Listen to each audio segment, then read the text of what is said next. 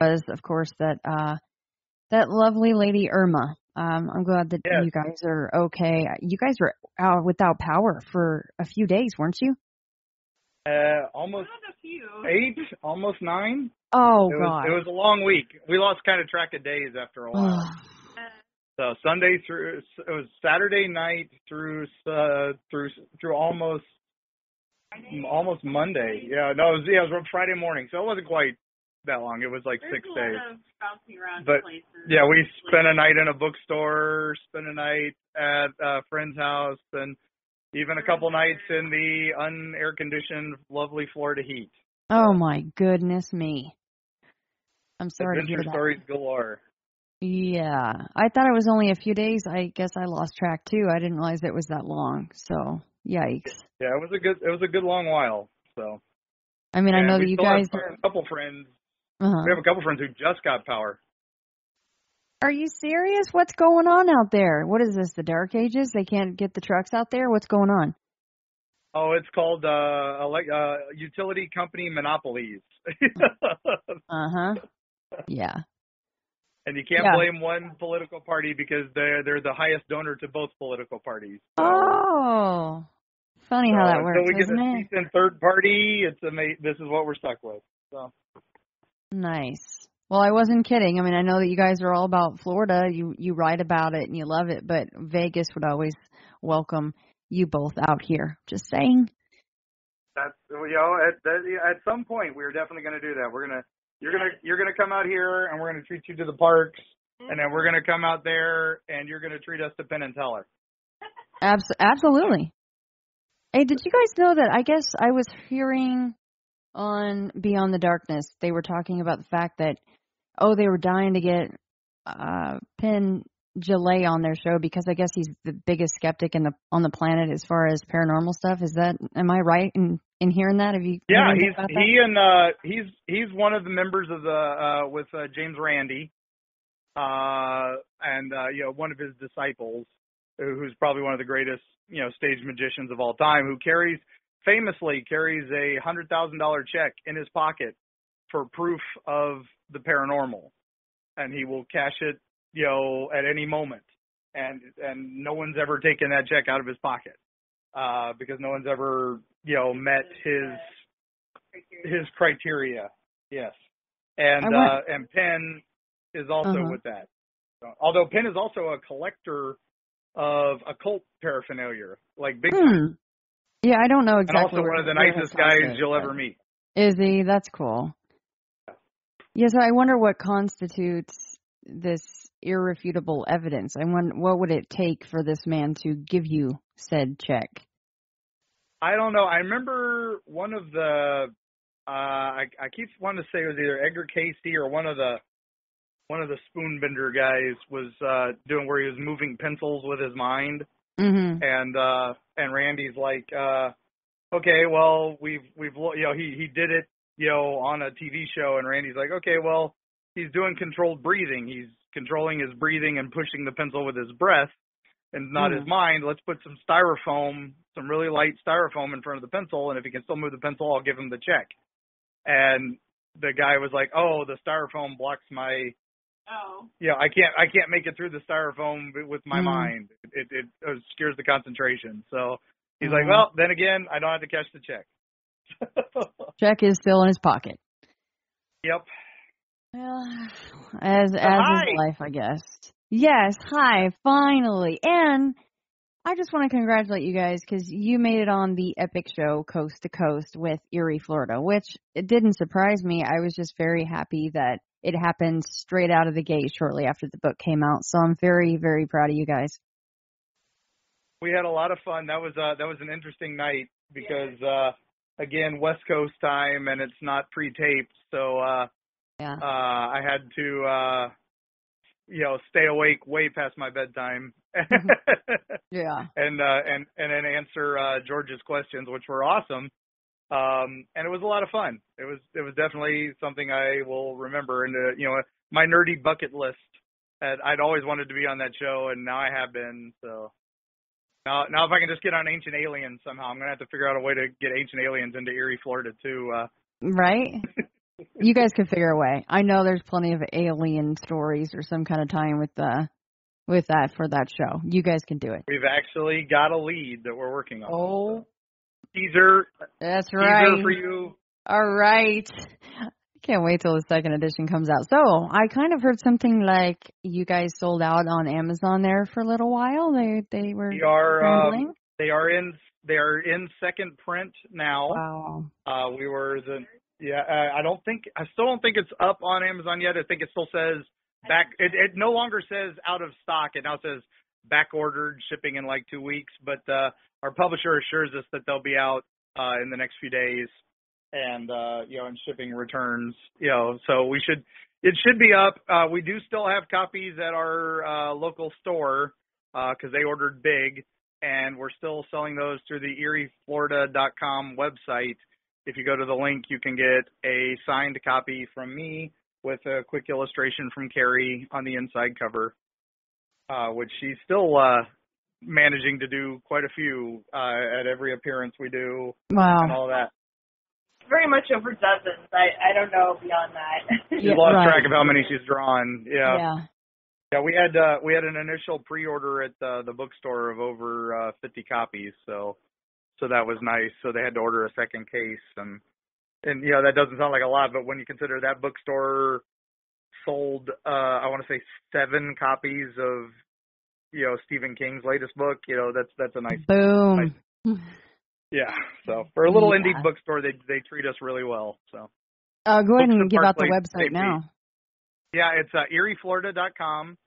And there's a link on there to Books at Park Place having a copy. If you click on the order of the book page, there's one link to Amazon and one link to their eBay order for our signed copy. And we go through eBay because eBay pays the shipping that way, so it makes it cheaper for everybody. Very nice. And also, I saw you guys went to a museum presentation. How did that go? Oh yeah, we've done a few personal appearances now. We did the best one was definitely the St. Pete History Museum. Where we did happy hour with the historian, where they have a nice cash bar and everybody comes in and has some drinks. We had a 5,000-year-old mummy in the room next to us, a stuffed 2-headed calf because they were doing their oddities and alligators exhibit, and we were definitely among the oddities. And we got to speak there to a full house, and it was those 2 days before Irma, so we thought there was going to be nobody there. But, us wacky Floridians, and if it's not coming right for us, whatever. Right. Like, oh, here they go again with this. And then we got to talk about all the spirits that protect Sarasota Bay and Tampa Bay, and so that was kind of fun that some of them knew some of the legends, but not all of them. And we even got a couple more stories from it, from people who came up to us afterwards and said, oh, do you know this story? And I'm like, yes, I do, but I'd love to hear your take on it. So. Very cool. I'm sure that's a big positive to doing events like that is kind of like, like I say, going fishing. You just never know who might walk in the door and what kind of stories you'll get. Right. We've, with the sending out the books through the bookstore, we've gotten wonderful fan letters back, and a lot of them, one, tore us up a little bit. It was probably the most moving thing I'd read in a long time. A man was buying the book for his son who was dying of cancer. He's on his last stages of chemo, and they're just going to stop because it's terminal. It's not going away. But his son grew up on stories of the skunk ape, and so he heard us on Coast to Coast, and then followed us up on the website and followed up some more, and so they contacted us to get the free, to get the signed copy, and sure enough, they were talking about he learned that his uncle up on Lake Monroe had at one point seen a large pink blob-like shape in the water and assumed it was some sort of weird manatee or something like that, not realizing that it might have been a pinky sighting, and it was never reported.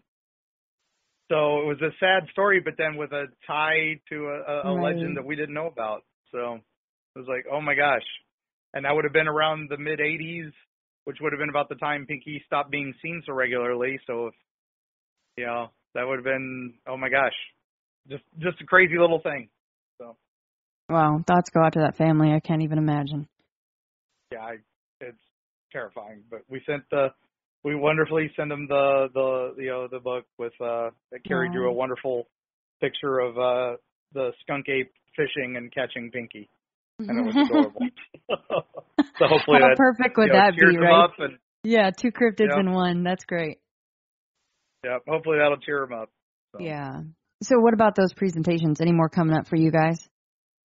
Oh my gosh, yeah, we are pretty booked through October. Yeah, it's crazy. We've got, if you go to eerieflorida.com, it's got all our appearances. We've got a thing at the Wine Madonna in downtown St. Petersburg called Critical Drinking, and they're going to be the whole book club is doing my book, which is, so I'm going to be there to help with the book club. Then we're doing that weekend. Oh, I can't remember. I just remember we're doing all the things. Yeah, we're doing all the things. Friday the 13th will be at Camp Blood Celebration in Orlando at the Gods and Monsters bookstore. They're doing a big Friday the 13th celebration, and that's going to be a crazy event. And then the 22nd through the 23rd, we will be at the Necronomicon convention, which is a literary convention. And then the 20th for Necronomicon. The 22nd, Kari will be at the Emerald City Comics Fest, and I'll be still at Necronomicon because I still have some panels there. And then the 27th of October, we will be at Spooky Empire, the big horror convention in Orlando. And at that one, I'll even have my former co-author, the great Elizabeth Abbott, with me, as we'll be selling my old books too, the 31 Tales of Hellview and Tales of Terror from Tampa Bay. So, man, you guys are busy. And can I just embarrassingly say that I only recently even found out about your first book, 31 Tales from Hellview Cemetery. I didn't even know that existed, and I am sorry for that.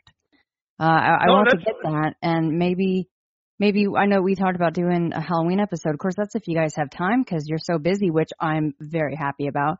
But maybe we could tailor the Halloween episode around that. I would love to do that. We'll get Abbott on with us, and then we could do that. She's kind of listening in over in the other room. She's here visiting right now, so. Well, tell her hello. Yeah, you guys would absolutely be welcome if that was. I just thought I'd throw that out there. Sorry for doing that kind of on our recording, but I just thought, well, I need to ask them if they would be interested in coming on about that. It came up in one of my Amazon suggestion feeds, and I'm like, Hellview Cemetery, I know exactly what that is. What in the world is this? And sure enough, I'm like, I know that guy. Yeah. I got to plug that a little bit on the Coast to Coast as well, which was pretty cool. So it was nice to see it, pop back up on the Amazon list again. That was our fictionalized versions of the stories and legends that I'd been researching for years for Eerie, Florida. And I decided I was going to be the next Stephen King and write all these little short stories, and most of them were stuff for the Hellview website. They were things we had tailored to that. And then after that book came out, a year later, we tailored it because people were like, well, what of these are real and what of these are just invented? So we retailored it into Tales of Terror from Tampa Bay and took out all the ones that were just made up for the website and actually just kept the ones that were, stories based on local legends. Okay, so that's what's available on Amazon right now? Those are both available on Amazon. I think they're like $10 regular, and digital is a little bit cheaper. And they're great. They're great books. I love them both to death. And Elizabeth is definitely a wonderful co-author on those. And then we got all these emails saying, well, we want the real legends. And that's where Eerie, Florida came from. And the rest is now history. And we have the second one coming out at some point, which you can't wait for. Yeah, it is looking like it will be called Strange Florida, and we are hopefully hearing more about that soon, but we're still in the early days, so I can't talk much about it. Yes, top secret, absolutely.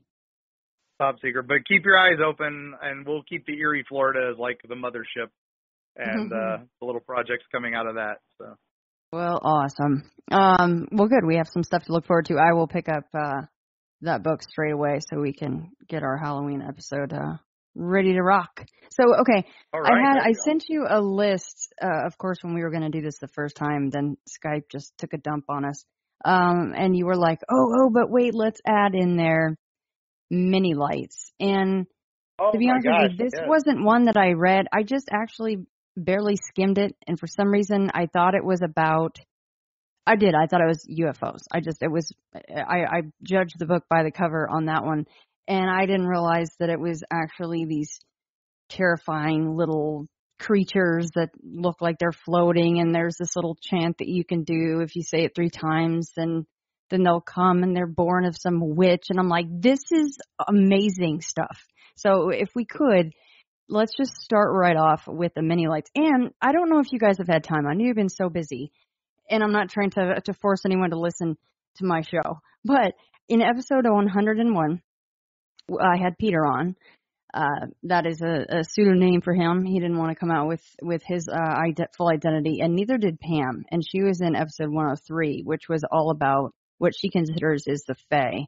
And Peter ran into a little dude, or mostly his sister did, and it reminded me, and I even mentioned to Peter, I was like, oh, it sounds like the gnomes of Bok Tower, these little tiny people running around. And then once I finally read through mini lights properly, I'm like, holy smokes, all this stuff really sounds really similar. So let's jump into mini lights straight out of the gate.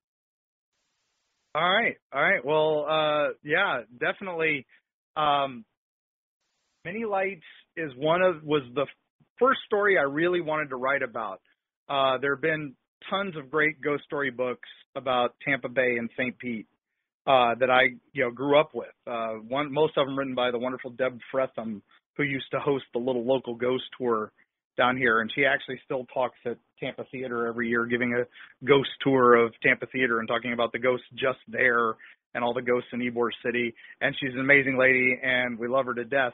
But she never wrote about mini lights, and that was the one legend we had heard over and over again in St. Pete growing up was, don't go messing with the mini lights. And I had never really heard the whole story because I just knew it was something, if you stayed out too late, mini lights would get you. And I'm like, what is that? And as kind of a later transplant to the Bay Area, it wasn't ingrained into me. And it was one of those that I'm like, well, I've got to learn more about this. And nobody would talk about it. And it was definitely defined by your urban upbringing. If you were brought up in the south side or downtown area of St. Petersburg, you knew the story. And if you were from the suburbs, Clearwater, the beaches, or Tampa, you didn't even know what existed. And so it's a fascinating story. And it's one of those that you can tell how legends evolve. And so we started looking for one thing, and suddenly it turned into a completely different story. We start looking into that, it turns into a completely different story. And so we will try to talk you through this.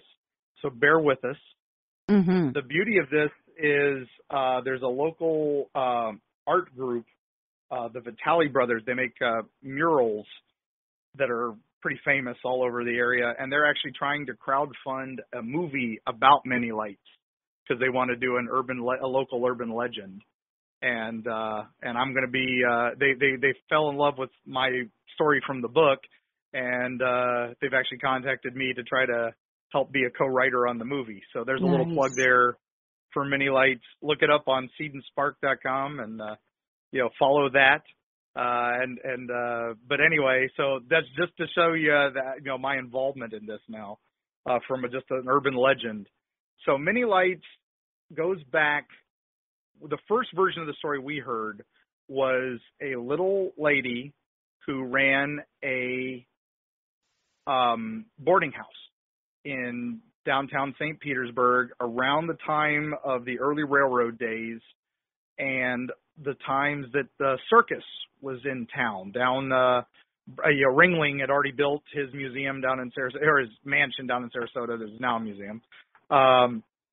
And so the Tampa Bay area was becoming a winter circus city and they just a lot of circus acts were migrating to the area.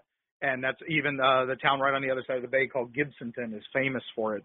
I think they have a reality show following the descendants of some of the circus town. I think an American Horror Story even based Freak Show on the town of Gibsonton. But so that was, it was common in those days was circus folk in the area. Well, this lady ran this boarding house, and she was known to be kind, known to be gentle, and took in everybody. She was very religious. So she would take in everybody. So she took in questionable people. She took in, black people. She took in Irish people. She took in the freaks and some of the other circus people. And so the proper people of St. Petersburg were not exactly happy with her. So they would come to her house and they would throw rocks at her house and call out her name, Mini Lights. Well, that seems odd that was her name. So doing some more research, we found out that most likely she was a Mennonite. And that's where the name got corrupted to Mini Lights, and they would shout out Mennonite. Oh. So we're like, oh, okay, well, that makes logical sense in the story. Well, they would shout and they would throw rocks, and then the story goes that two dwarfs would come out, basically circus performers, would come out with big baseball bats. And they had some sort of odd skin that many people associated with alligators. And they would come out and chase you with a baseball bat. And that became so entertaining to the people that instead of scaring them off, they wanted to do it more and more. And eventually the crowd grew agitated and burned the house down. That's the legend. And she died, and the little guys died. And so the story goes that the little people turned into lights, and they chase you when you say the words. So that was the first version of the story, and that was the one I was most familiar with. So, a nice, plausible, urban legend. If you say the name, little lights will chase you around. All right. Well, then there was another version of the story where it was actual little alligator men that would come out and chase you, that these dwarfs were actually, alligator skinned. And this story is where it takes kind of an urban version of the tale. And this one we actually discovered right as the book went to press. So I was sad that I couldn't include it in the book, but it's definitely going up on the website shortly. We found out that St. Petersburg, around that same time, was also a famous alligator farming place. You wouldn't know that here. That's all further south now. But apparently, since the railroad didn't go much further south than us at that point, we were the alligator hub for tourists and for, shipping off alligator skin boots and stuff like that for a long while. So they would lure the alligators out for the show with little black children. And it sounds horrible. It is the most racist and terrible thing. And at the St. Pete History Museum, we found a fan advertising this, showing a little black child, God, being chased by an alligator. It's horrifying. So that version of the legend is that the Gator Boys will get you. The Mini Lights Gators will get you. So again, the legend has changed slightly. Now, this is all in the Roser Park area of St. Petersburg, which is this beautiful downtown river. It's currently starts about where the dome where the Tampa Bay Rays play, and goes out to the bay, and goes by the All Children's Hospital, the world famous Shriner Hospital here in St. Pete. Mm-hmm. And it's this beautiful area, and they have this one area of it that's still kind of overrun, and it's called the Jungle. And it's just a kind of a creepy place to be at night, I freely admit. It's right on the border of the bad part of town. But what's the legend there is Mini Lights was not a Mennonite. Mini Lights was not anything to do with a fire. Mini Lights is Mini Lightning, the voodoo queen of St. Petersburg. And she's the reason that the lightning comes to St. Pete and Dave, why we're the lightning capital of the world. And she has little green men with baseball bats who chase you when you disrespect her or her people. Mm. And crazy story. One of my favorites been that was interviewing a guy who was convinced that this one girl had gone missing in the 60s. 70s. And she was the daughter of a priest, and they were convinced Mini Lightning had taken her because she had disappeared unexpectedly. So the boys and he went to the house that they were convinced was Mini Lightning's house. And they were running around her house, telling her and throwing rocks at her house, telling her to come out. They wanted the girl back. I asked him if he saw lights, and he said, yeah, it was the police. They were coming and chasing us. And the little old lady came out of the house and told them, Mini Lightning don't live here, get away. So they felt terrible because the daughter turned up a couple days later. She had run away. And they felt so terrible for the little lady whose house they had wrecked. So they all worked all summer and saved up their money and went and gave her the money at the end of the summer to replace her windows. Aww. And they begged her not to be mad. And she told them that it was nice, but she never wanted to see him again because she knew the real Mini Lightning and she would talk to her if she ever saw him again. Another fun version of the legend. And it's like, oh my gosh, these all subtle changes. The creek that goes through Roser Park is called Booker Creek. There's another Brooker Creek up at the Brooker Creek Preserve, which is north of Tampa Bay in beautiful Tarpon Springs, Newport Richey area. And it's this amazing nature trail. And then the legend had migrated up there. So there were a couple local groups investigating the legend, some paranormal groups. And they actually were chasing it all the way up there because the Booker Creek and the Brooker Creek legend had shifted. And up there, the story goes that there was a troll that lives under the bridge, a big alligator skin troll that would come out of the bridge up there if you said the name Mini Lights, because that's his troll name.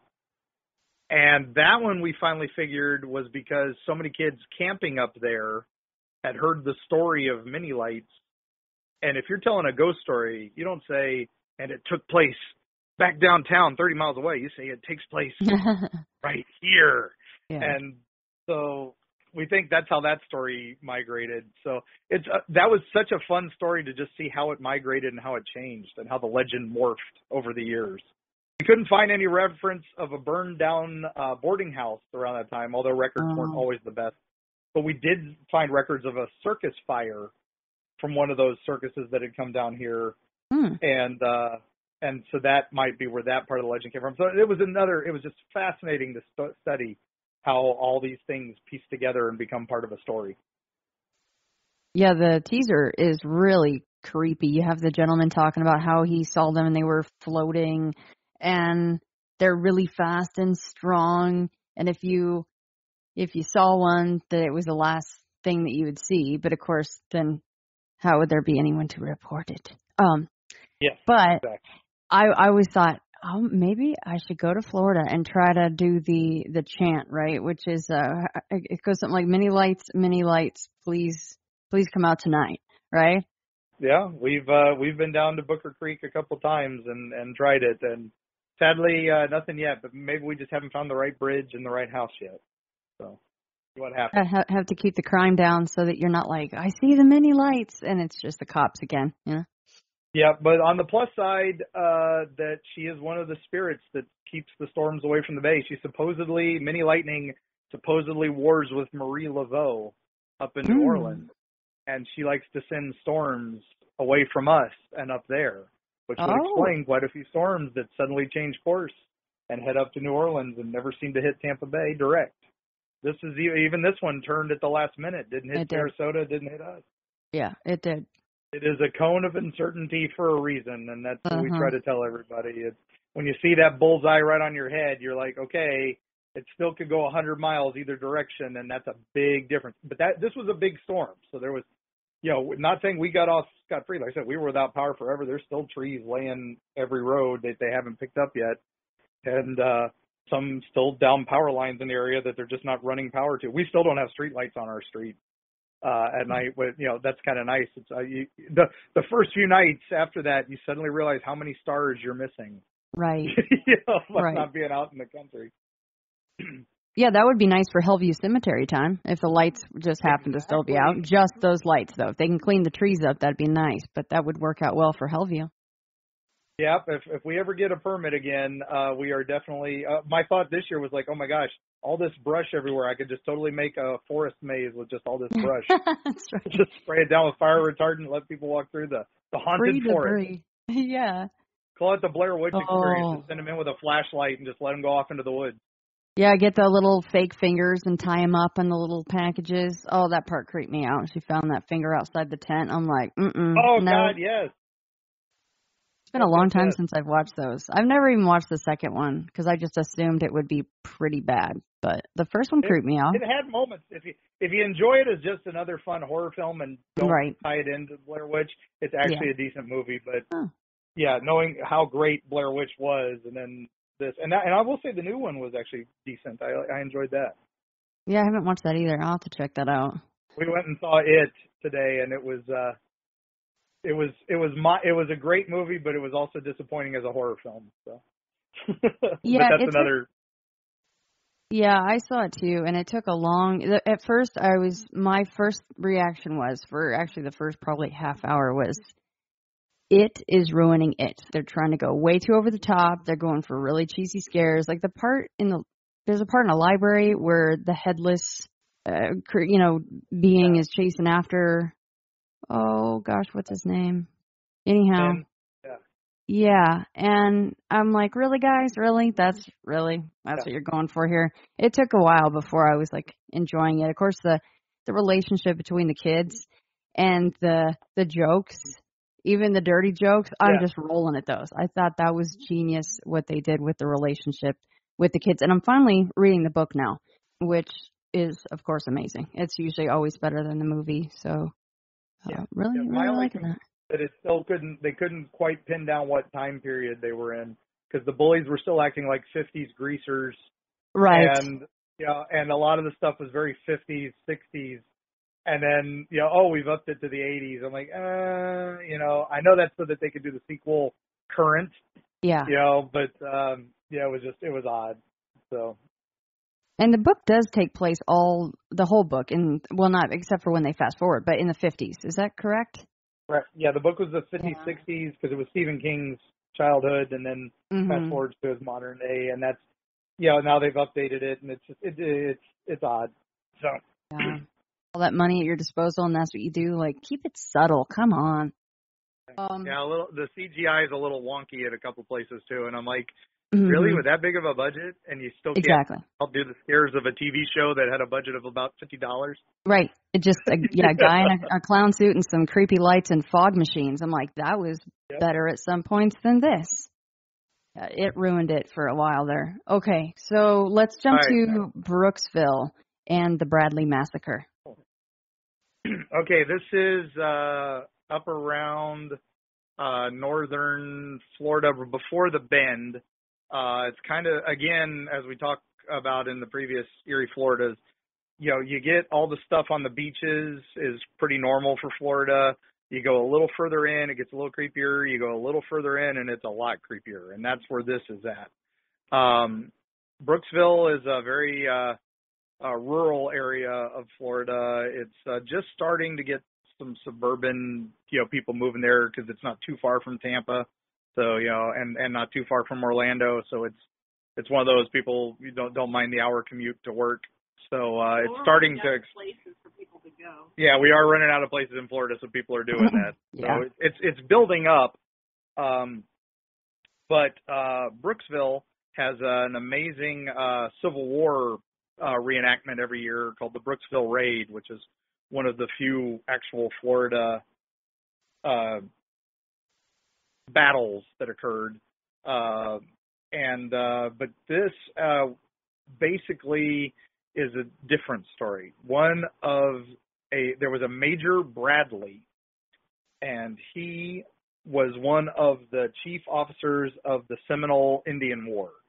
He was one of the guys who fought the Indians because one of his men had been chopped up and by Billy Bowlegs, which is a great Indian name, Yes.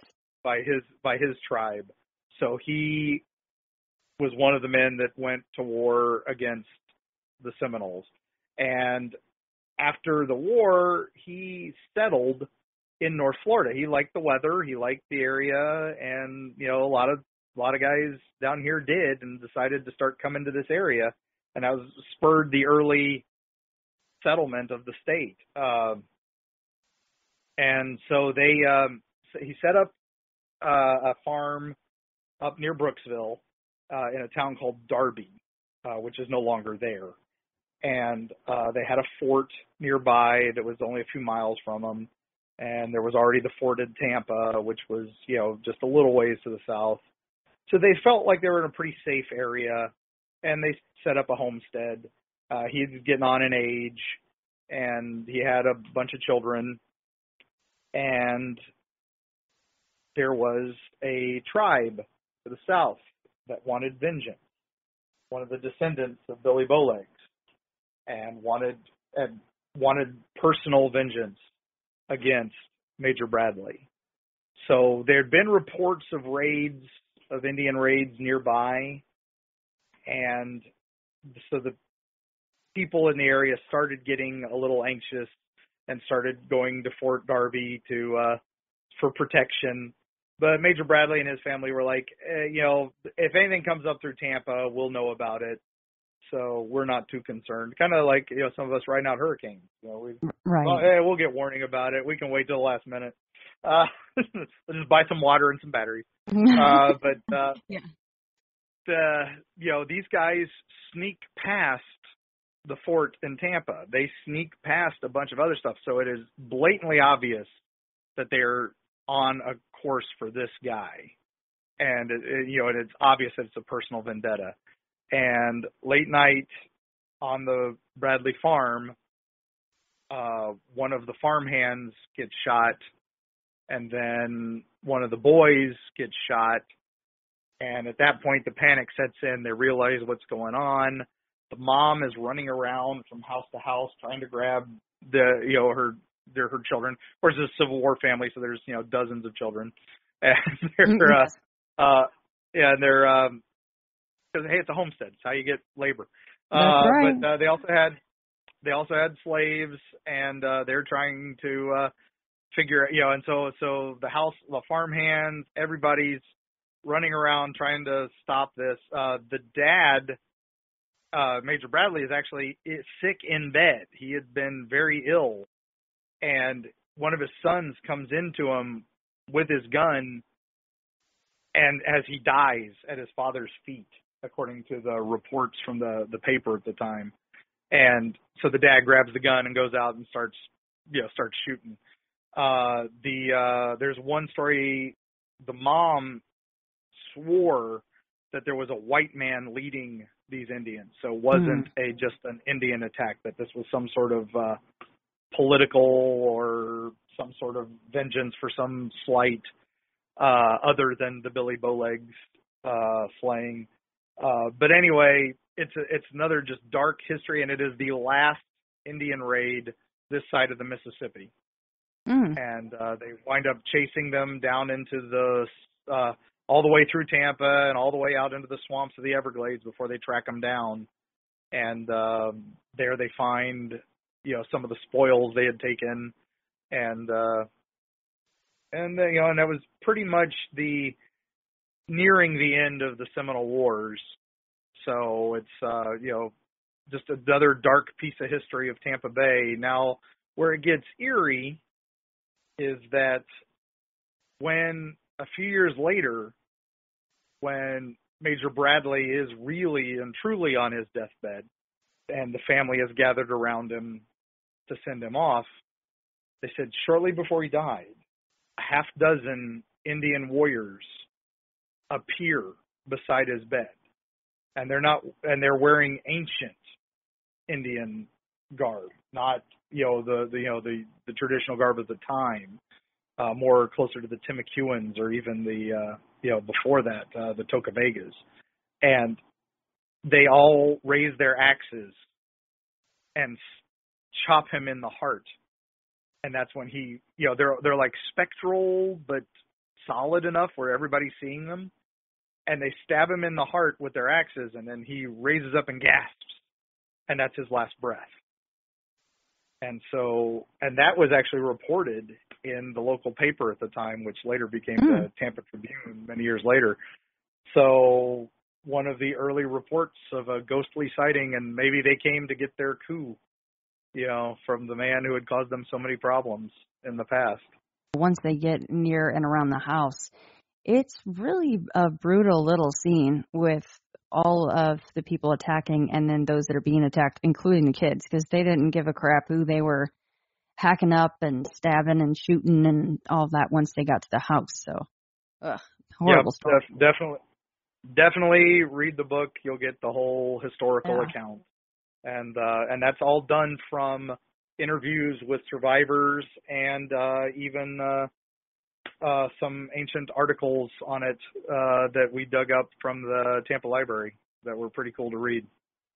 I find that that was one of the areas that I highlighted that I wanted to make sure to touch on was that end part that you brought up was all those figures standing around his bed. That is very interesting. You found that actually in a newspaper report. Yeah, exactly. It's one of those, you realize at the time, of course journalistic standards have changed over the years, but something like that never would have made a paper today. No. But if a family all says, hey, this is what happened back then, it got in the paper. All right. Well, next let's shoot on over to Clearwater and talk about the Lady in White at the Boatyard Village. This is another fun one. Yeah, we're sticking around Tampa Bay today, which is great because that's close to near to our heart. The Boatyard Village was this tourist attraction that got built in the 70s. They built it to look like a turn-of-the-century fishing village. So it was built to look old and decrepit. It was, they had a theater, they had a bunch of restaurants, they had a great place called the 94th Aero Squadron. It's right near St. Pete Clearwater Airport, which is still kind of a smaller airport, but even then was even smaller. And 94th Aero Squadron was cool because you could sit there and listen to the aircraft tower over little headphones they had at the restaurant that you sat at the bar. I remember doing that when I was a kid, and that was just fascinating to me. I can't imagine any place doing that now. Right. Yeah, no, wouldn't in this day and age. But anyway, it was built out into the bay, and at that point, you just drove out this little road, and you were out into this little bay, and suddenly you were in the Boatyard Village, and it was this great, a lot of little tacky tourist shops. It wasn't on the beach. This is on the other side. This is not on the Gulf. This is on Tampa Bay. And so the waters are calmer, but there's still good fishing and all that. And people would pull up in their boats and eat at a couple of the restaurants out there. There still is a famous fishing village on the other side out on the beach called John's Pass that they were trying to mimic. And they built this place, and it was pretty successful early days because, hey, newer tourist attraction. It was something new and different. And the theater there had a ghost. And this started almost immediately after they opened. The stories of a lady in white who would be seen on the stage walking around in some sort of turn-of-the-century period white dress, sometimes with a parasol, sometimes just standing there. Generally, she was seen as like an extra character in a scene. Like they'd be doing a play, like The King and I or something like that, and then suddenly there's this period girl standing in the back corner that didn't fit the scene. Or I think the most famous one was they were doing a production of South Pacific, and the curtain opened, and she was standing there on the front of the stage, right as the lights opened, and then she just disappeared in front of the audience. Now, I haven't found any person willing to say that, yes, they were there for that show, but that story is passed down a lot and pretty legendary for people who worked in the theater. So why would this lady be in period garb? Some of the plays there might have been along that period. There's no reports of anyone dying there, like that. Nothing unusual. but there she is. And so the stories go for years. Boatyard Village starts kind of dying off, so they try some things to reinvent it. They host some rock galas. They had a big music fest out there. And then one of our local legendary horror hosts, the great Dr. Paul Bearer, who was the longest running horror host in America, he bought the theater and opened it up as a haunted house. And they jokingly would call the Lady in White one of their added, free attractions, because her legend was going on, and that was run by another lady who was. They were trying to create another festival called Guavaween to be like an October version of our Gasparilla Festival, which is a pirate fest that's kind of like Tampa's answer to Mardi Gras. So. A knockoff of a knockoff of a knockoff. Yeah. And they had Madame Guava would host it for a couple years with Dr. Paul, and when he was going into retirement. And so they ran that for a few years, and then Boatyard Village was just going into disrepair, and then they had a big fire, which took out several of the businesses and damaged the theater, and they were pretty much done at that point. It became an office complex for a little while, what was left of it, and it was starting to fall apart. And about this time, a friend of mine was a security guard out there, and I got to go out there late at night and see the old place before, in its last few days. And it was pretty funny because the only businesses there were phone sex lines that were using it as a call center. And I was like, the only thing spooky. Yeah, exactly. A great place in this old Boatyard Village. And I'm like, oh man, that was Maddie's Pub, and now it's a 900 number line. But we saw some giant raccoons, so that was about the only thing we saw, because they'd grown up in the area and been fed so much that they weren't afraid of people or anything. But even he would talk, I haven't really seen her. I've heard of her, but never saw her. Well, they closed Boatyard Village. And the Coast Guard base at the Air Force at the St. Pete Airport bought the land because they wanted to use it for training and to expand in the area. So they demolished the village and just kind of tore it down. And we thought that would be the end of the ghost stories. Well, people start kayaking in the area. People start boating in the area. And people see this lady in white walking around through the mangroves with a parasol in broad daylight or at night at different times of the day, and doesn't seem to be any rhyme or reason, but she's still there, and she's still walking around through the trees, and just a great ghost story. The really cool and creepy part at the end there is one of the places that she is said to be seen walking is where the old boardwalk actually used to exist, right? Yes. Because they had built it up on a boardwalk because it's kind of swampy area. Yeah. And high tide, low tide, it was just easier to build it up onto a boardwalk. And so they still see her like a little bit off the ground where the boardwalk would have been. Love that. It does make you sad, though, to think of someone just milling about and not being able to go where they need to go, maybe, Yeah, exactly. And again, nothing we could find pointed out who she could have been, why she was there. Nothing had been built there from the time period she's from. Why is she there? What is she drawn to? Who knows? That's I think the truly saddest part of that legend is that no one knows who she is. All right, like you said, we're sticking around Tampa Bay, and I got to say, holy smokes, this thing is a melee. It reminded me, the first time I read through it, I'm like, it reminds me of the curse out at Point Pleasant with all the bad things that have happened there. It just seems like the land is cursed or something in the waters. I don't know what it is, but good Lord, this one's absolute mess. I mean, in the best way possible if you're trying to read something creepy, but this one is quite sad. So the Sunshine Skyway Bridge, let's talk just a little bit about that one. We don't need to hit all the bullet points, and there are a lot, folks.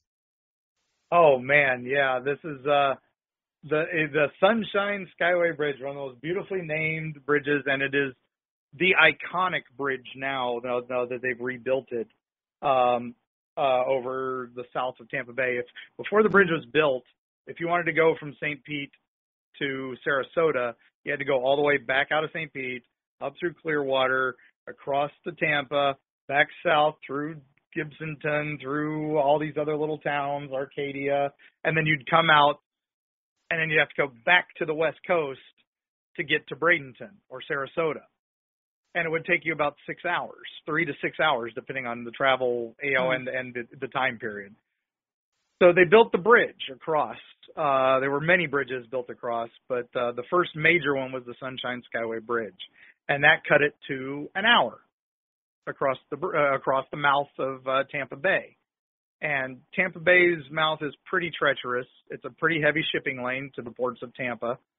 So it was always kind of a dangerous area to build a bridge. But they built it huge into the air, hundreds of feet up. And it was a little 2-lane bridge. And then eventually they built a second span as people kept moving to the area and expanding, and more people needed to drive. So eventually it was 2 bridges going each way, 4 lanes altogether. And it was a nice bridge. And this was for years, people would commit suicide off of this bridge because it was so high. And so it already had attracted, tons of ghost stories and legends by, even before any of the major disasters that occur. But in 1980, the Sunshine Skyway Bridge has the worst year imaginable. In January, there's a boat called the Blackthorn from the Coast Guard, and it is out in the mouth of the bay tending the navigation buoys of this very busy shipping lane. And a Russian tanker catches them with their lights, super bright, and blinds them for a few minutes. And then while they compensate for that, they get caught by a giant oil tanker called the Capricorn. They get caught on its anchor on the side of this 10,000-ton tanker. And it starts pulling the Blackthorn over onto its, it's just gonna tip the boat. So all the sailors are abandoning ship as best they can. There are, bodies in the water. It's just terrifying. And I'm trying to remember the name of the hero, and I feel terrible that I can't remember it off the top of my head. Oh, that's okay. I've got it right here because I'm trying to follow along with you. It's Billy Flores. Billy Flores, yeah, Seaman Flores. This young boy, 18 years old, jumps back onto the boat because he sees some of the men are unconscious from all this stuff shifting and falling, and he puts them in life jackets and throws them out into the water to save them. Now, thankfully, it's January waters, but it's Florida, so it's they're lukewarm. So nobody's in serious threat of hypothermia. The only threat is the sharks. We do have a lot of hammerheads and such in the area, and they've been there for years. That's another legend we might talk about here in a minute. But Flores is up there, and he still sees other sailors out in the water, so he starts throwing life vests out as best he can. And he realizes he's not going to have time to get all the life vests out. So he takes off his belt and ties open the locker with all the life vests, knowing that the boat's going under. The men are screaming at him to jump off the boat, and he's just, his last ounce of strength, he ties open the locker and gets sucked under. But then all the life vests finally start floating to the surface, and several of the survivors say they owed their life to him because life vests pop up out of the water just to keep them, and they knew it was one he had sent up. So a terrible story. It's the Coast Guard's worst peacetime disaster in history. There's a big memorial right at the base of the bridge, and just to show us how crazy the shipping lanes are there. Well, a few months pass after that, and we have these wonderful tropical storms that come in and out of Tampa Bay, and sometimes we get days' notice. Sometimes they just spring up, and they can last. If you've ever spent any time in our area, some of these storms, you'll see the worst rain you've ever seen in your life for about an hour, and then 10 minutes later, you'll never know it rained at all today. Yeah. Because these squalls just appear, and they come and go so fast. Well, On a fateful morning, a little bit later in 1980, one of those such squalls came early in the morning as the Summit Venture boat, big oil tanker, was coming through the mouth of Tampa Bay and coming under the Skyway Bridge. And it was already under the control of the harbor pilot. And they were coming in, and one of those freak storms just comes out of nowhere. And the winds rage, and the rain hits, and it's spooky to listen to. Again, the St. Pete History Museum, which is so invaluable to us, has a recording of some of the calls and some of the emergency reactions to this event, and it's just chilling to listen to some of them. The captain of the boat is standing next to the harbor pilot, and he sees a moment of clarity when the sun just kind of peeks through this freak storm, and he sees they are way off course and are about to plow right into the pylon of the bridge, the southbound span. And they plow into it. They can't stop because it's a giant oil tanker. You can't turn those on a dime. You can't stop them on a dime. They plow into the pylon, and the bridge collapses instantly. On the bridge, it's still raining, and nobody can see. It's early morning.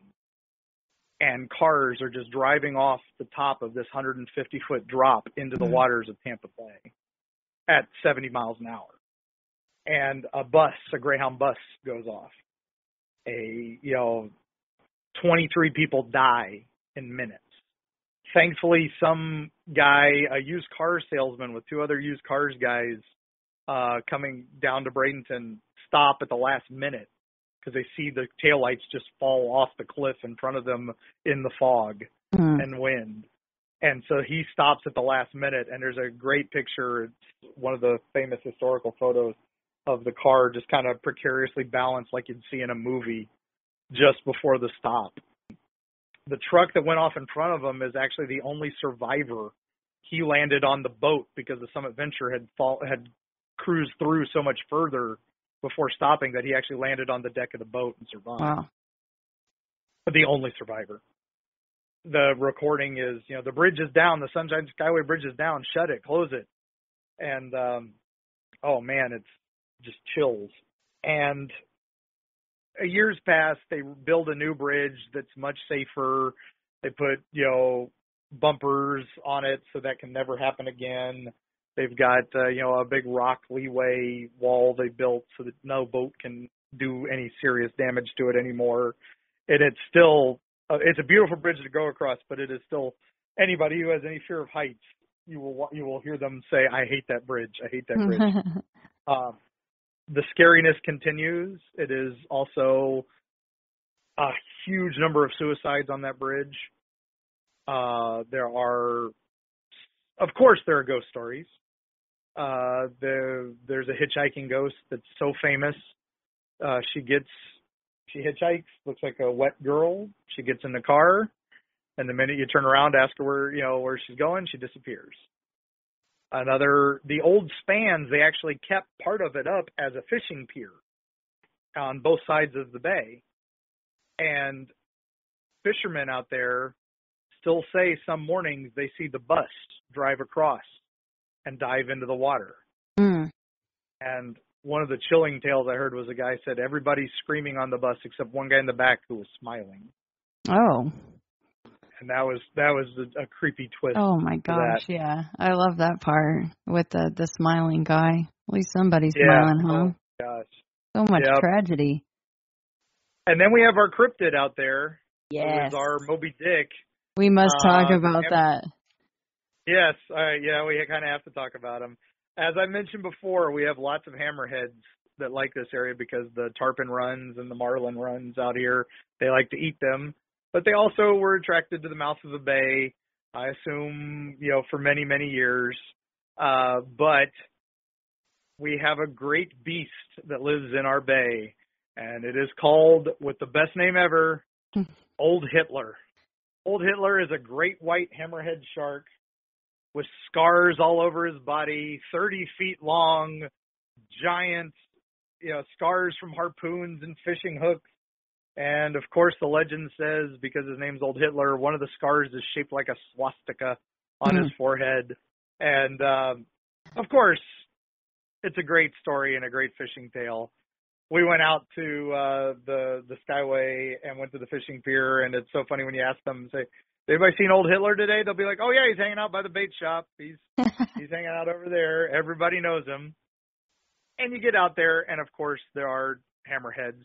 But the story, the history behind it is, I think, truly fun because World War II, everybody was convinced we were going to be invaded by the Nazis at some point. A U-boat was going to come out in the waters and sink something. Mm-hmm. So they put up the spotter balloons, the little blimps, usually around Fort DeSoto and a couple other military bases in the area. And they would send up these blimps, and then they would see these dark shapes in the water, these giant dark shapes, and they'd be like, all right, we've got a sub. And then somebody would be like, no, it's just a hammerhead, just one big hammerhead. Big boy, yeah. Big sharks. So they started code naming them Old Hitlers, and the name stuck. So, and of course, it's much more fun for the legend to be one giant shark rather than just bunches of giant sharks. So it's a great story, a great legend, and some of the stories of the things he's done are easily attributable to a shark that's 10 or 20 feet long. One guy had his Jeep, had a tow hook in the water to grab his boat, and something grabbed it and snagged it and started pulling his Jeep into the water. And then he realizes it's a giant hammerhead shark, and it must be Old Hitler that's pulling his Jeep into the water. Nice. So, stories like that are just, that's the price of admission for these things. It's great. I love it. And how many white hammerheads have been reported? That's pretty cool that he was supposed to be a white one. There are some. There was actually pretty recently, there was some video footage. One of the local news stations said, possible sighting. They didn't want to say his name, which was so funny because, you can't, it's not exactly politically correct to call his name. It's like, of the legendary shark of Tampa Bay. You guys are sitting here going, say the name. It's like he who shall not be named. Yeah. Yeah. But, and they have seen some albino hammerheads. Now, what was great with us researching this, we found a wonderful picture of some men from 1919 who had captured a giant hammerhead shark in downtown St. Pete. And we've got that picture in the book. And it's two guys standing, on a ladder next to the, to the fish, to the hammerhead, and it's dwarfing them. Yeah, it's huge. So it's, it's not unusual, to have these sharks in the bay. So knowing that we have one that has a name and is a great white Moby Dick, that's, hey, I'd love to see Old Hitler someday myself. So. Yeah, ditto. I would love to go cage diving one of these days. I think that would be quite the rush and probably the best way to see a shark, I would imagine. I imagine, and Tampa Bay's got their share. So, and there's tons more about that. Goes back in history to that area, but we'll discuss that another time. So. Yeah, and I think that the vanishing hitchhiker stories from all over the country and all over the world are some of my favorite ghost stories ever. And when we first started researching the book, we were realizing so many ghost stories were gray ladies in white, little girl ghosts, and vanishing hitchhikers. It was like, oh my gosh, those stories are everywhere. So that maybe they're subspecies of ghost more than just, maybe that's what it takes to be a ghost, is you have to be a hitchhiker, a little girl, or wear a gray dress or a white dress. Yeah, the Sunshine Skyway Bridge, it's just, like you said in the beginning, it sounds so cheery, and then you just start reading, you're like, good Lord, what in the world is going on over there? It's terrible. As of this point, I think at the time of the writing of the book, 240 some odd suicides, and then other people being pushed off. We had a famous one with a guy who went insane and took his daughter onto the bridge and then threw her off the bridge. And not even up the top of the bridge, just like halfway up. There's one story about a man who went all the way to the top, and instead of jumping, to his death, he hung himself from the top, took the time to tie a rope up there. Wow. And all that. Now, cops patrol the bridge constantly. There are suicide hotlines on the bridge like every 20 feet. That's kind of scary to see when you're driving. Yeah. And, no permission, no allowed to stop. No one's allowed to, stop and take a picture from the top or anything like that just because of that. It just would be, terrifying. So 240 people choosing to jump off of there. Yeah, and it's not like you're gonna the fall. It's not high enough really to kill you. It's high enough to do serious damage. Oh. And you're probably crushed a lot of things, but you probably will drown more than you will die from the fall. So people hoping for a quick exit, that's not the way. Oh gosh. Yeah, I guess I didn't think about that part of it. It's not really high enough to just instantly handle business. You're probably going to be languishing for a while. There are plenty of survivors, in hospitals and that have their lives are, maybe they wish they had succeeded, but it's pretty bad. Oh, well, moving on to a completely different subject and maybe a little on the lighter side than the old Sunshine Skyway. Let's move to Gulf Breeze and UFOs and USOs. Oh, the classic.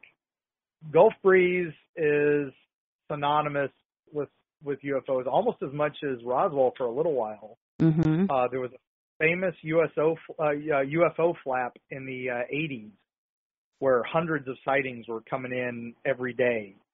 And one man kind of spearheaded it with all these amazing photographs. Ed Walters, which I'm sure many of your longtime fans might know, and the name. He's about as polarizing a person in the industry as any, which is saying something for the UFO community because there are many polarizing figures in the UFO community. But he had these amazing photos that were incredible of the famous landings at Gulf Breeze. He had a UFO land on his road and just down from his house, and he took a great photo.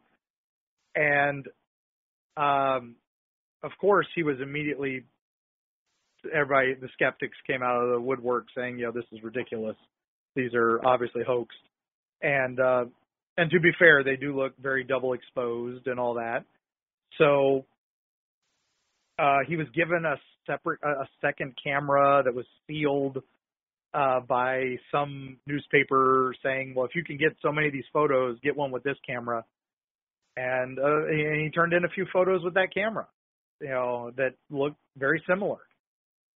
And he was pretty much debunked when he moved out of his house finally in Gulf Breeze after he'd become kind of a bit of a celebrity from all this. He'd sold a couple books and was doing the UFO tours. He still does them to this day, I believe.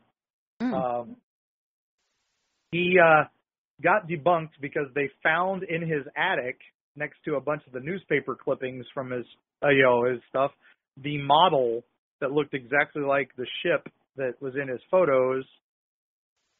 And then they found a partner, a kid, who said he was the one who helped him set up the shot.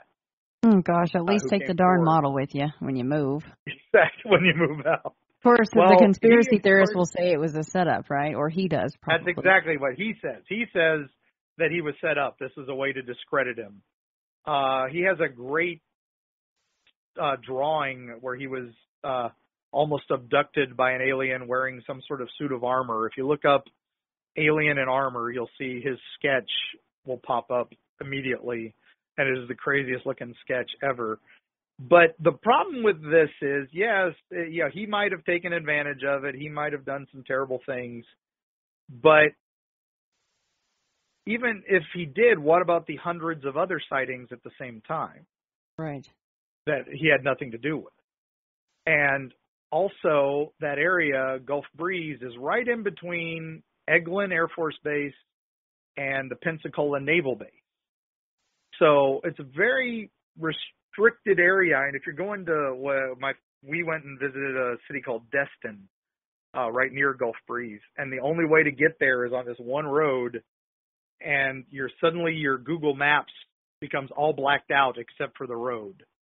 because you're not allowed to see what's on both sides of you.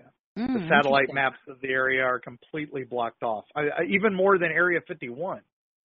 And It's like a station number, whatever. You just go by. yeah, the roads are like Eglin C4 test site.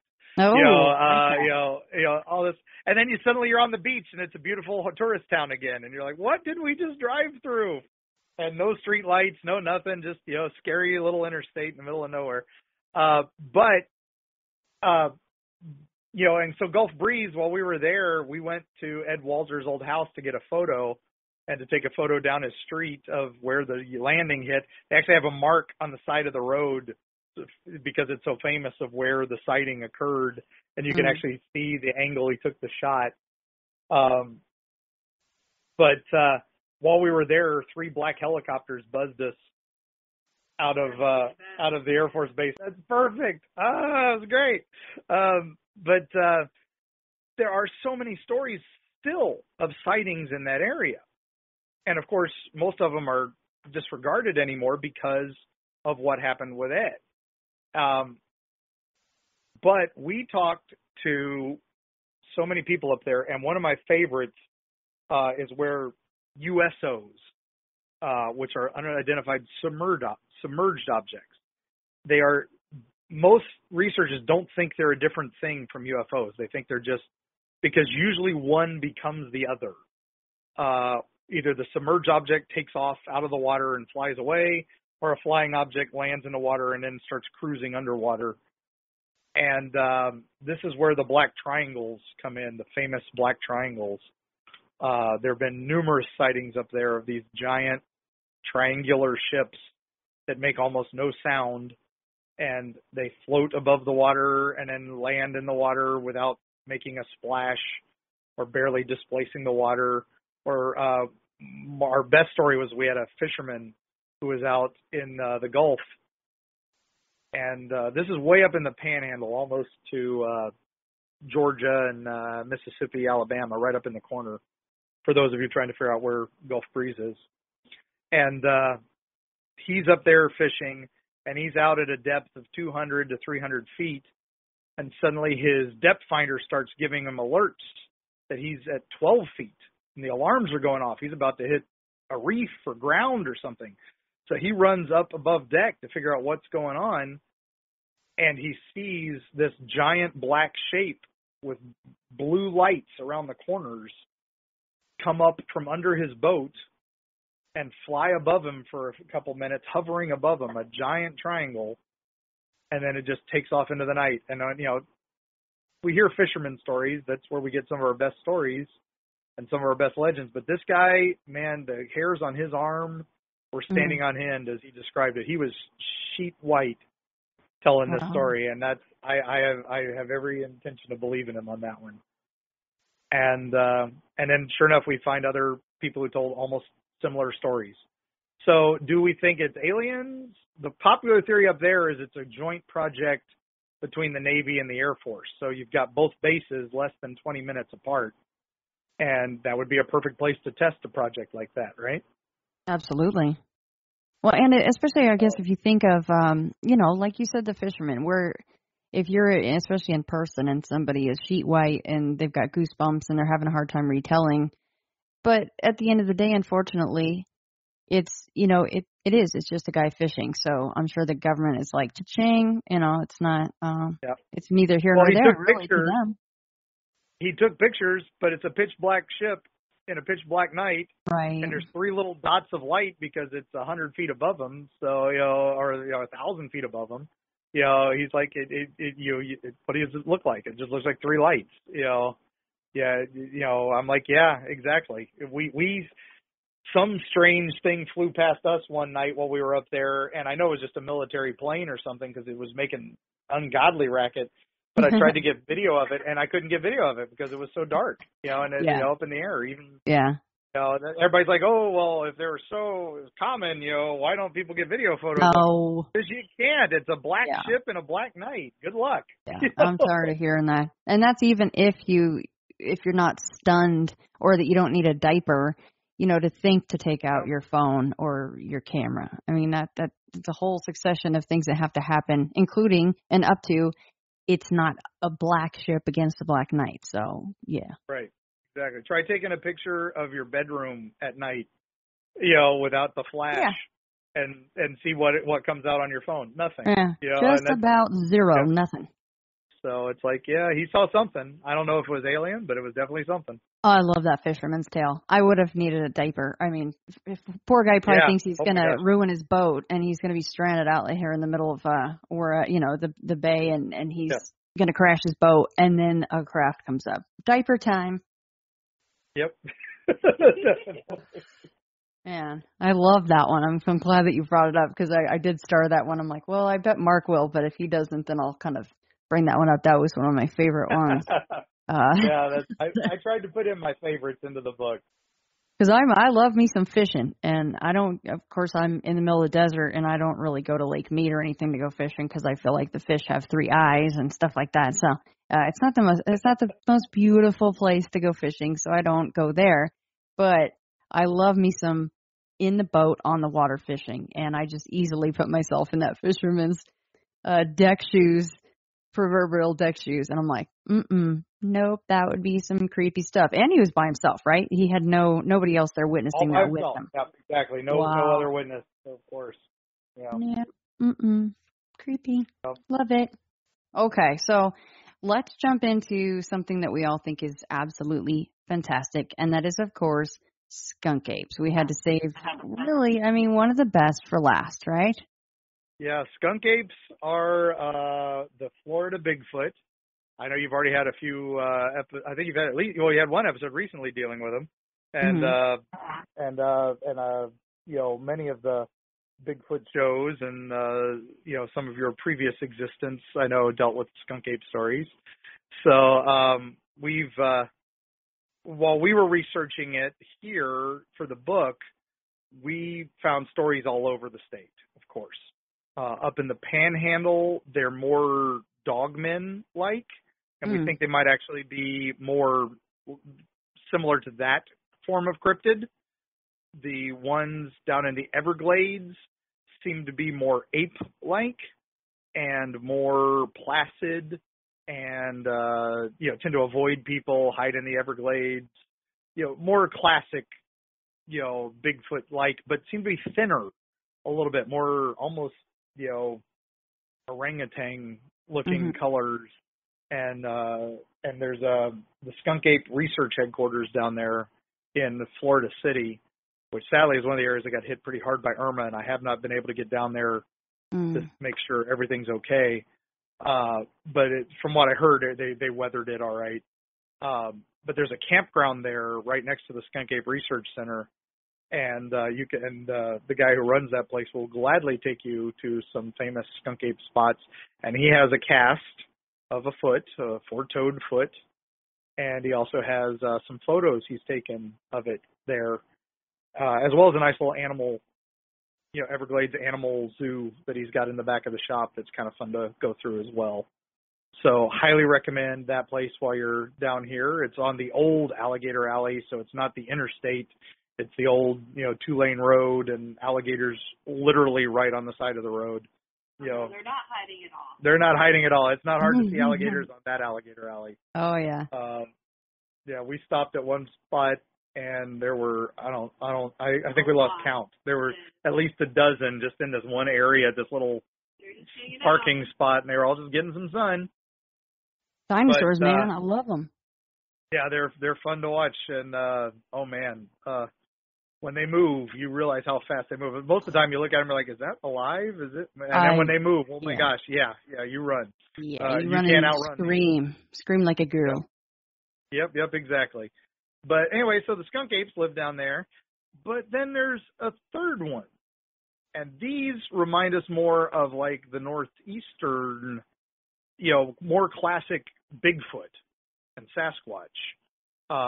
And these are the skunk apes near Ocala, even as far south as the Green Swamp in Lakeland, which is the big central area of the state. an area that is not as developed, and an area that is a lot of forest and a lot of old swamp still in Florida. I know it's shrinking every year, but it's still out there if you go the right path. Drive Alligator Alley, you realize how much routine swampland there still is. Yep, exactly. And the skunk apes there seem to be a bit more aggressive, and seem to be even, combative. There's a great place out there that sadly is kind of tricky to get to now.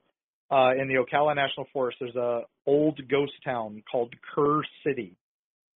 And I went there many years ago, and you could rent these old abandoned houses and actually camp out in the middle of the Ocala National Forest in an old house. They had the oldest gas station in Florida. There was an old Texaco there that still worked at the time. And I remember gassing up there and then spending the night in this old building right next to it. And it's right on Lake Kerr. It's all named after the guy who originally plotted the city. And it was originally a stagecoach stop from Jacksonville to Tampa. So it became kind of a boom town for about 3 years. They put a post office up. They, built a hotel. They, a bunch of houses went up. They had a sawmill. They had all this great stuff. And then the railroad went through north of them about 5 years later, and the whole town just became a ghost town almost instantly. And there was a church that moved into the hotel at one point and had kind of a cult there. Oh. And then they burned the hotel down, and supposedly they were attacked by big hairy men. Although some stories say it was just the guy who founded the cult took everybody's money and ran. Yeah, that sounds familiar. Hairy men running cults, right?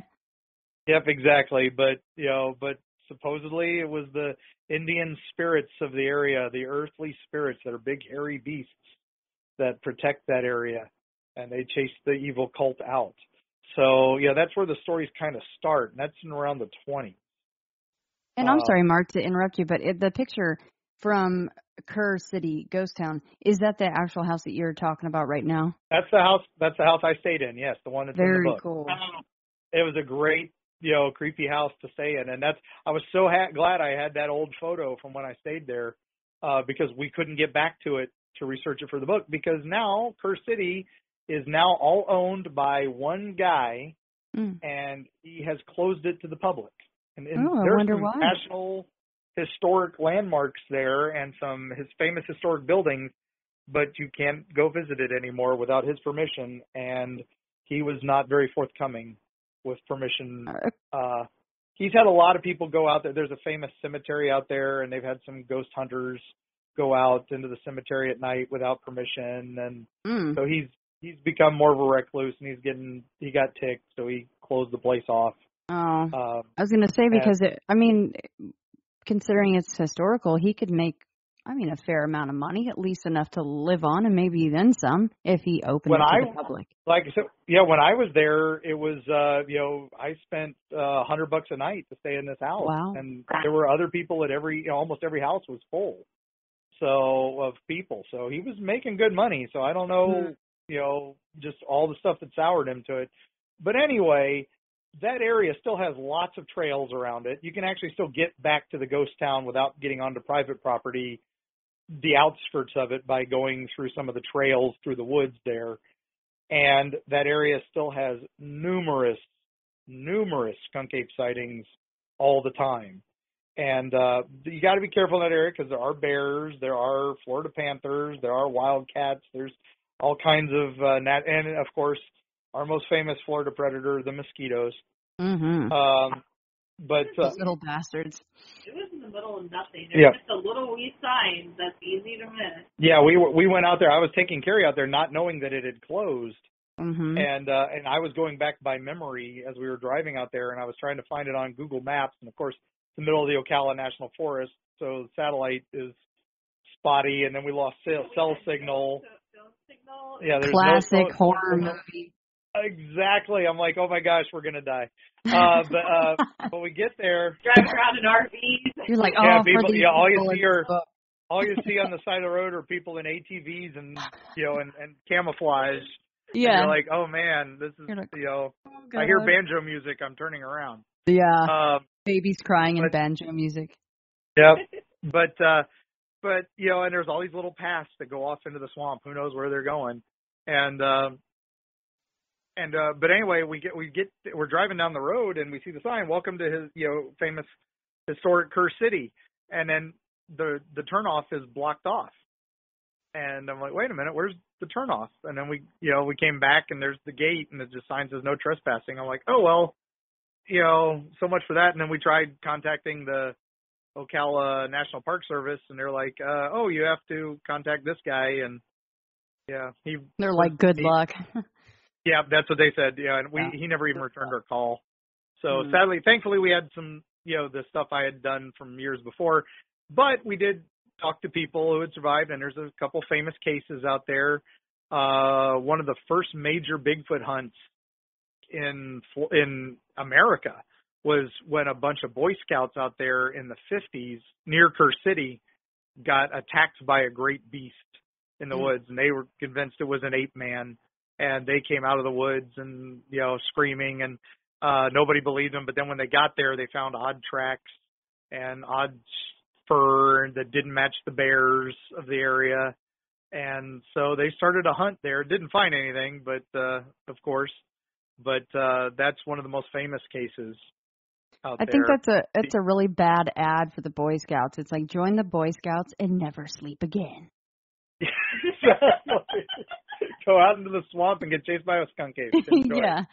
There was a great video game called Left 4 Dead, and you're surviving a zombie apocalypse, and the characters have all these great little quips between each other as you're co-op surviving, and it was just one of my favorite quotes of all time. And it was like one of the guys goes, "Are any of you all ever Boy Scouts?" Oh. They were seriously not helpful in a situation like this. Poor kids, man. Just traumatized forever. What game system was that on, Mark? I think it was on everything. It was on computer, Xbox, PlayStation. It was on everything in the day. I think it's still on computer and still pretty popular, if I recall. But yeah, seriously unprepared for this. Yeah. You're like, what badge do I get? Do I get a badge for almost dying from a Bigfoot eating me, huh? Yep, exactly. The other story I got while I was there in Kerr City was a family who had vacationed there for years, and they were telling me about a night not too long before I was there that they were awoken in the night by their car alarm going off, and they went outside, and there was a giant hairy creature on 2 legs throwing rocks at their car trying to make it shut up or something, and just being very agitated by the noise of their car alarm. And they freaked out and had to call, they called the rangers, they called the police. Now, of course, we're in the middle of nowhere out there in Kerr City, so it took them some time to get there. By that time, the creature had run off. But they had to get insurance to come out and say what happened, and the best thing they could say was a bear, knocked a tree on it. Yeah. So, because they were like, what are we going to tell them? Bigfoot broke our window. Yeah. They're like, the bear grew an opposable thumb, and it started throwing rocks. I don't know. Throwing rocks, yeah. So yeah, I'm like, I can imagine that's a story you just can't tell. And the kids of that family were like, we believe. And we the reason they were still coming there was they were hoping to actually see it again. This time they brought cameras. This time they brought stuff. Never saw it again, but they were hopeful. So I was drawn there by the ghost stories of the cult that had burnt in the hotel. But hearing the skunk ape stories at the time was something I jotted down, and I'm so glad I did. When I started writing this book, I'm like, I'll go back to there. So what kind of cult was that? It was a Christian offshoot, apparently, and he was, but they believed that if they were there, they would be able to commune with God on Lake, on Lake Kerr, that they had been called there by a prophet, and their priest had led them there because he was talking to the prophet. Of course. So, and then sure enough, after being there a short time, the whole place burned down. And they, like I said, the story goes that they were chased by furry men, but then some of the survivors later just said that he just took their leader took their money and left, and then burned the hotel down while they were all still inside. And most of them got out. There were no reports of any injuries or anything, but I find that stuff, quite fascinating too, is people that choose to join the cults and who runs the cults. There's definitely a very the same thread running for who runs these cults, and it's usually money based, right? And they're very narcissistic. So that's fascinating. These folks that actually think that they're going to be convening with God, and they sometimes end up losing their lives because they believe in this one person that says he's talking to a prophet and he is the chosen one. Yep, it's always about him, or her, and it's always some charismatic leader, and there's usually, it's like always, it's sex and money and power. That's what it all boils down to. So. You know what? Embarrassingly, I think that it was just this past year that I realized where the phrase "drinking the Kool-Aid" came from. I didn't even realize where that came from. Yeah, I didn't even know. Oh yeah, that's more horrific stuff that you could talk about the spooky side, but then some of the real stuff is even worse. Yeah. I would still take the USO coming up under my boat, or the vanishing hitchhiker soaking wet in the back seat. I'm like, hey, where you need to go? And she's gone. I would rather take all of that. But that's, it's funny to me. We had someone at one of our, at the museum signing, went up to us and she's like, I'm sorry, I can't buy your book because I find, anything with ghosts or demons or witches, terrifying. I was hoping you were going to talk more about serial killers and, some of the famous massacres. I'm glad you touched on those. And I'm like, wow, you're scared. You're more scared of a vampire coming after you than you are of a serial killer coming after you. I think, if I'm not mistaken, the odds are more likely you're going to be encountering a serial killer than you will a vampire. So, yeah, especially those at least in my experience, sparkly ones, Yeah, exactly. Of course, that could be another book. I mean, I'm sure plenty of stuff like that's happened in Florida. There's definitely a market for cults and serial killers. Well, we've got that in there too, as you know. Not as much, but like I said, Dozier alone is a horror movie. Oh my gosh! We discussed I will say I definitely got some feedback off, of course, our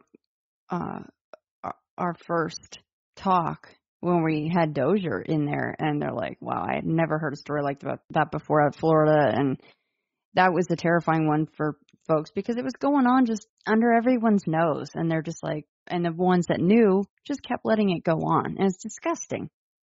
What was amazing to me was after Coast to Coast appearance, I got reached out to by one of the White House boys who originally called to correct me on a couple dates from the interview. And and I'm like, yeah, I'm so sorry. It was, 2 a.m, and I was trying to, to get some sleep beforehand. And then we had a hurricane bearing down on us. So it was definitely, my mind was not where it should have been. So I apologize for getting any of the dates wrong. But then he was so happy.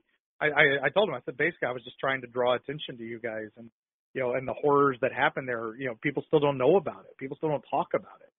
And, it's like this hidden history. And then right before we went to print, was the first time the state Senate acknowledged that it was a bad thing and that it, and there's still a couple children's schools out there. There's an all-girls school that was the sister school to Dozier, and we're just starting to learn about that. So that might go into the next book.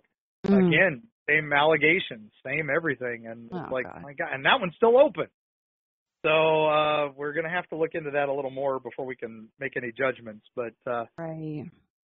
It's scary to know the real stuff sometimes, I mean, I am open-minded. As we've discussed, I've had some experiences that I cannot explain. So I save the real stuff, but I'm just talking about the stuff that is documented and the stuff that is, within the realms of humanity, and and the natural, and not the super or preternatural, and that's when I say that's what scares me at night. Yeah, it's what people do to other people. Yep, the man's inhumanity to man. I love to quote H.G. Wells there. Very well done. I love it. Yeah, absolutely. And once I read the Dozier, I knew that we had to touch on that. That was an important story. It still is. And like you said, I hope that more people realize exactly what went on there and what these people are still going through. I mean, I can't imagine being a kid and going through that. And now as an adult, there's no way to let that kind of a thing go. You'll never forget that. And there's still the legal battles trying to figure out what they're going to do with the bodies. The whole property is still sealed off. There's historical plaques there, that were placed for the boys to go there to, and you can't go in because it's private property. So you're not allowed to go. And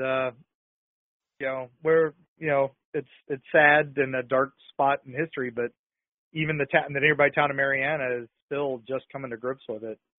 And that's a great ghostly town with the Bellamy Bridge and the Russ House and a couple other things that might go into a future volume called Strange Florida that might be out Strange Florida. How strange.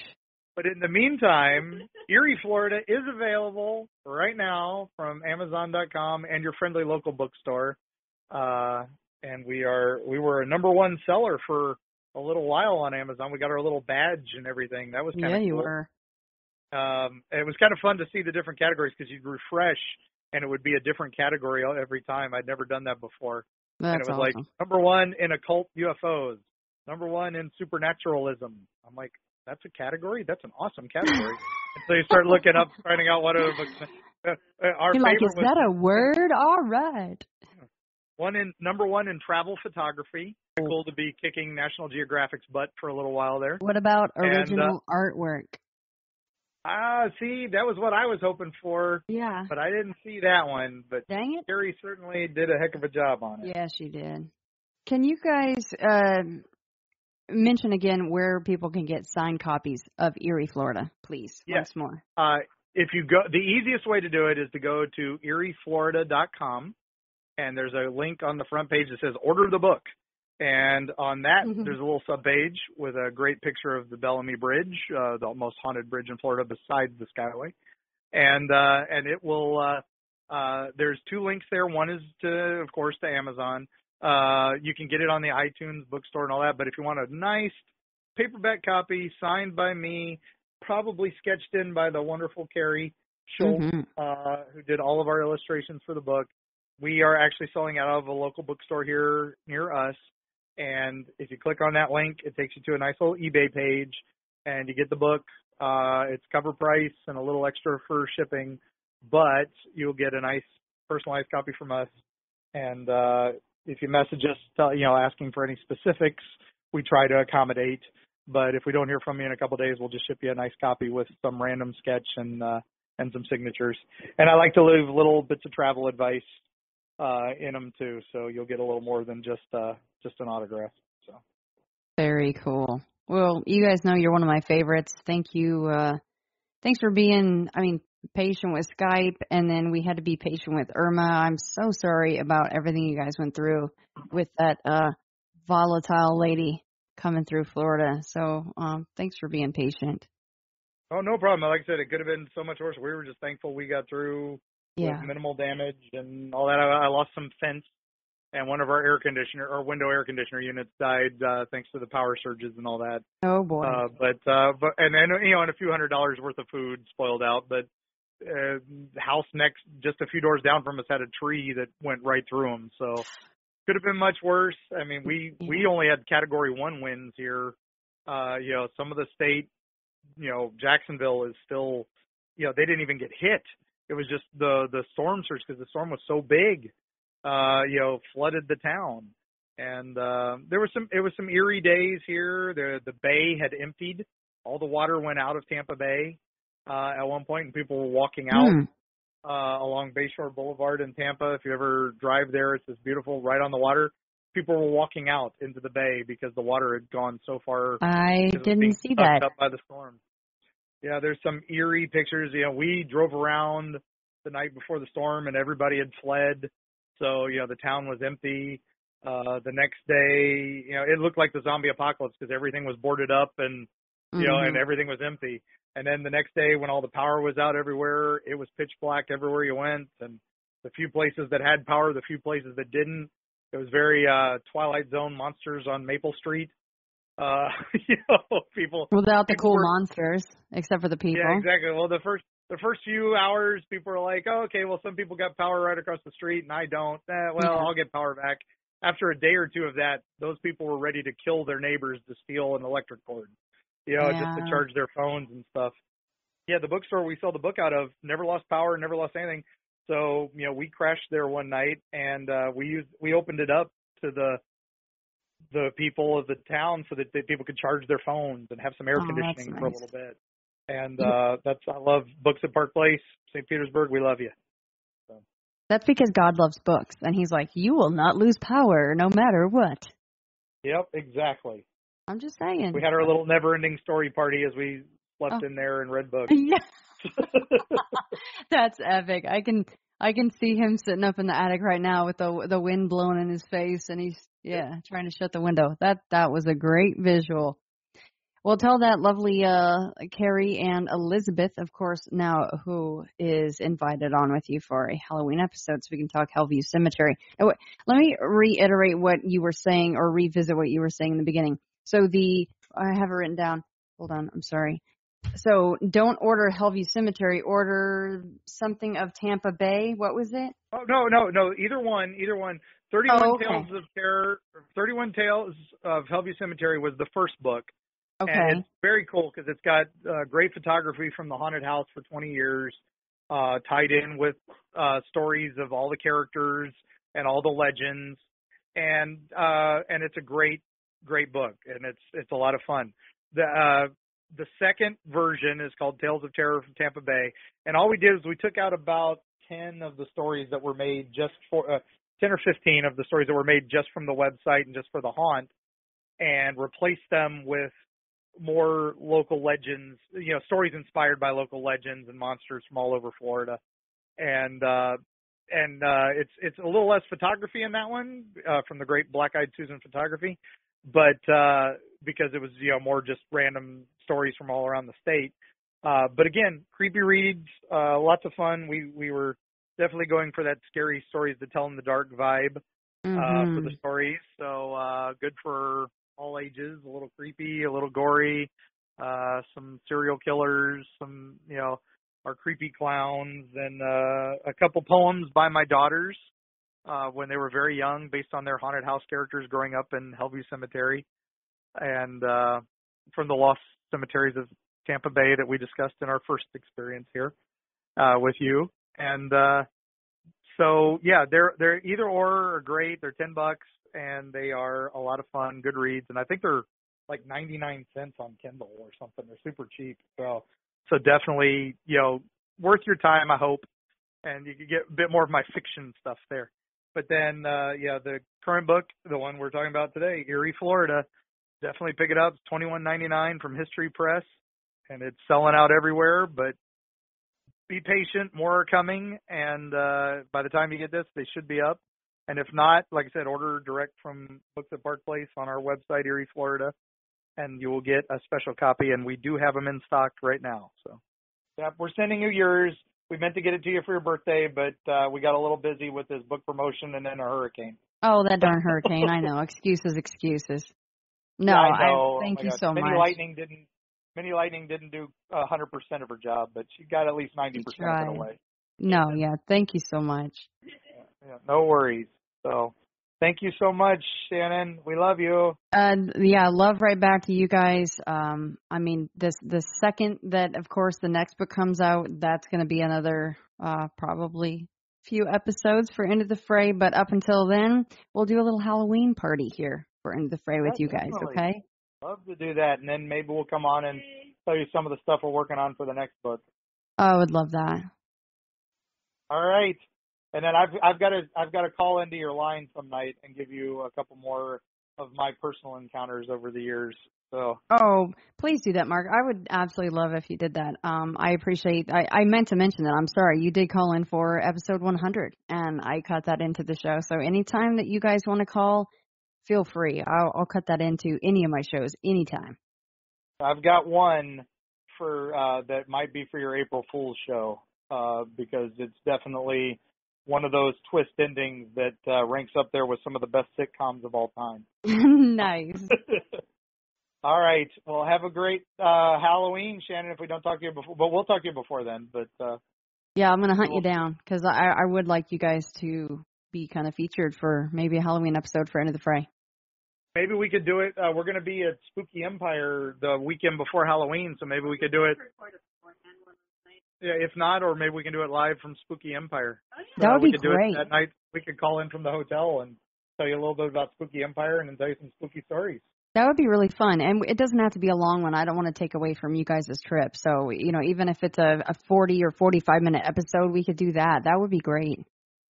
Me do a 45-minute episode? I know. That's just like me saying, 45. I'm just going to be on for an hour. Everyone's like, yeah, right. Yeah, it'll take me 45 minutes just to get started. So, hey, I love it. I just don't ever want to take time away from you guys. I'm happy to hear that you're so busy. That really makes my heart very happy because I love you guys. We love you, and we will send you some photos and some other fun that we've got for you. And Kari's done so many sketches, and she's taken pictures of most of them, so can't wait for you to see them. So awesome. Yeah, if you follow us at eerieflorida.com, I'll plug it again, or follow us on Facebook or Twitter. We post a lot of our sketches and some of the places we're visiting. We've posted a couple YouTube videos up now of some of the places like Spook Hill and Wickedemus's grave, and we'll be posting more as we go along now. So. Yeah, it's a nice way to visit Florida is follow them on YouTube because you can see all the beautiful like mangrove and the willow-looking trees hanging down, and you can see the mosquitoes flying in the background. It's very picturesque. And in the foreground, and in and swatting at them. Not that you did. That was me just being dramatic because that's always me in Florida. I'm like, you damn mosquitoes just trying to eat me alive. Yep, it's not all palm trees and beaches. But no, it's your blood, literally. Yep, and then the mouse takes all your money. So that's all it is. That's right. Those dang bog witches. The mouse or Harry Potter. Cruises. I love you guys. I'm happy that you're doing better and that Irma's gone. Good riddance. Yep, good riddance to Irma. We were gonna say Robert did it. We thought somebody had used something without his permission. I think they did. That's why our Skype call was screwed up, and then Irma came. So it must be someone pissed Robert off. Somebody took that picture off your website and used it without his permission. Yeah, don't they know the rules? Come on, dude. Got to treat him with respect. We were on another podcast called What the Frack, which is more of a gaming podcast, but they were friends of mine from old, so they begged me to be on the show, and I'm like, of course, I like to talk, and they were so intrigued by Robert. One of the hosts is petrified of dolls, and the minute we brought up Robert, the minute we started talking about Robert, he shut down. It was one of the most hysterical things I've ever heard. And he's like, "What? He's the inspiration for Chucky. I'm out. I'm effing out." Okay, I have to link that. It's called What the Frack? What the Frack.